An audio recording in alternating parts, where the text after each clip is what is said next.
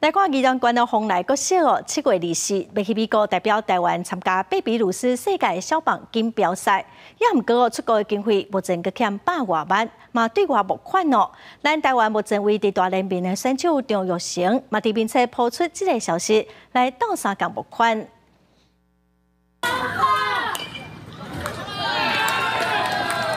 打击出去，倒手接到球，随传向一垒，70跑者随后队员组织做伙庆祝得来不简单的胜利。宜兰丰来国小伫全台12支代表队比赛中胜出，摕到冠军，将代表台湾参加伫美国举行的巴比鲁斯世界小棒比赛。也毋过好目前只中到480万出国经费，也欠143万7千块。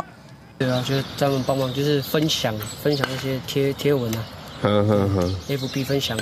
哦，希望大家多帮忙就对了。对，学校为着欠经费对外募款，学生也请家人斗相共分享消息。连台湾目前唯一伫大联盟舞台出赛的张玉成看到信息了后，也伫并且分享，毋忙帮助囡仔移民。如果你要让家庭去出这些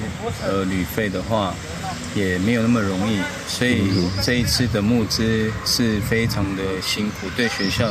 也是非常大的挑战。 丰来国小小棒队有26个队员，下日24为台湾出发去美国，先进行刷地训练，然后参加8月7日到13的比赛。